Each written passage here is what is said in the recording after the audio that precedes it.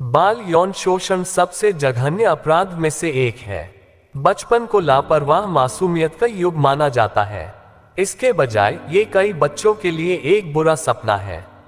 विश्व स्वास्थ्य संगठन बाल दुर्व्यवहार और बाल दुर्व्यवहार को शारीरिक या भावनात्मक रूप से दुर्व्यवहार, यौन शोषण, उपेक्षा या लापरवाही से उपचार या व्यावसायिक या अन्य शोषण के रूप में परिभाषित करता है, जिसके परिणामस्वरूप बच्चे के स्वास्थ्य को वास्तविक या संभावित नुकसान होता है।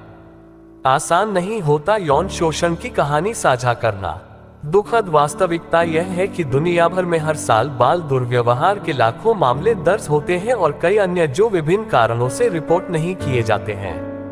ऐसा ही एक मामला IT पेशेवर नेहा का है, जिन्हें मैं बचपन से जानता हूँ। मुझे उसके भयावह अनुभवों के विवरण को सामने लाने में पहले संकोच हुआ।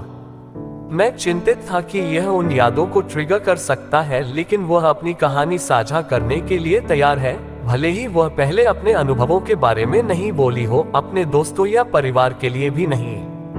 नेहा कामकाजी माता पिता की इकलौती संतान है, जो काम पर जाने के दौरान दादा दादी के साथ उन्हें छोड़ दिया करते थे। वह लगभग 6 साल की थी जब वह अपने पड़ोसी के घर में उसी उम्र की अपनी सहेली के साथ खेल रही थी। नेहा बताती हैं, मित्र के बड़े भाई लगभग 10 वर्ष ने मुझे अपने कमरे में छिपने के लिए मनाते हुए अंदर बंद कर दिया और मेरे साथ गंदी हरकत की। उसने मौके का फायदा उठाकर मेरे साथ यौन शोषण किया। कुछ साल बाद अपने ही अपार्टमेंट में उसी इमारत में रहने वाले एक व्यक्ति ने, जिसके छोटे भाई ने उसके साथ दोस्ती की थी, उसने रात में उसे सीढ़ी पर रोक लिया और उसके साथ दुराचार किया। मेरे पास विश्वास करने के लिए कोई नहीं था। नेहा बताती हैं, उस समय मैंने उल्लंघन और डर महसूस किया, लेकिन समझ नहीं पाई कि मेरे साथ क्या हो रहा है। ये कई महीनों के बाद ही मुझे एहसास हुआ कि यह गलत था। फिर भी मुझे अपने साथ साथ शोषण करने वालों के लिए अंजाम का डर था। ये तथ्य है कि मैंने अपने माता पिता के साथ अच्छे संबंध नहीं रखे, उन्होंने स्थिति को बदतर बना दिया है।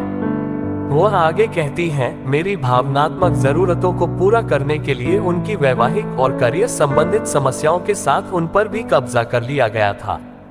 मेरे पास किसी में विश्वास करने के लिए नहीं था और महसूस किया कि जिन लोगों को मेरी रक्षा करनी चाहिए थी और जिन्होंने मेरे लिए संघर्ष किया, मैंने अपने हंसमुख बातूनी स्व के बजाय अकेला और अनदेखा महसूस किया। इसलिए मैंने अपने खोल में वापस आना शुरू कर दिया।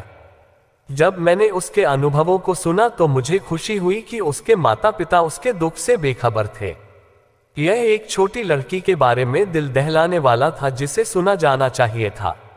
एक समाज के रूप में हम इसमें विफल रहे। हर बार एक बच्चे के साथ दुर्व्यवहार किया जा रहा है और उसका समर्थन करने वाला कोई नहीं है। हमें खुद से सवाल करना चाहिए। ये निश्चित रूप से मेरे लिए एक सचेत आह्वान था, यह महसूस करने के लिए कि नेहा के माता पिता, जिन्हें मैं वर्षों से जानता था और दयालु थे, उसके साथ इतना घिनौना काम किया था। मुझे लग रहा था कि मैंने उसे एक दोस्त के रूप में नीचा दिखाया है, क्योंकि मुझे कभी भी इस बात का एहसास नहीं हुआ कि वह किस हद तक प्रभावित है।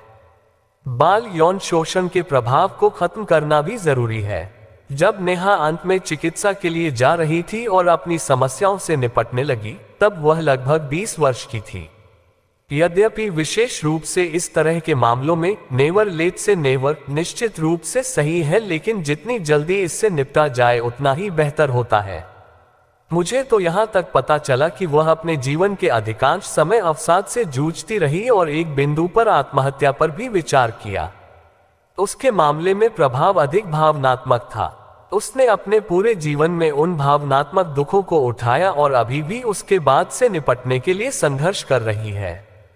जबकि अपमानजनक घटनाएं मुख्य मुद्दा थीं, मेरा मानना है कि उनके माता पिता द्वारा निरंतर उपेक्षा भी पुरुषों के साथ उसकी आजीवन असहजता थी। बाल शोषण लिंग, सामाजिक प्रतिष्ठा, जातीयता या धर्म के आधार पर भेदभाव नहीं करता है। यह एक वैश्विक मुद्दा है और हम में से हर किसी को दुनिया में बाल शोषण को खत्म करने के लिए प्रयास करना चाहिए। आइए हम सबसे पहले अपने परिवार से शुरुआत करें और मदद करें। उन बच्चों की परवरिश करें जिन्हें अपने बचपन से उबरना नहीं होगा।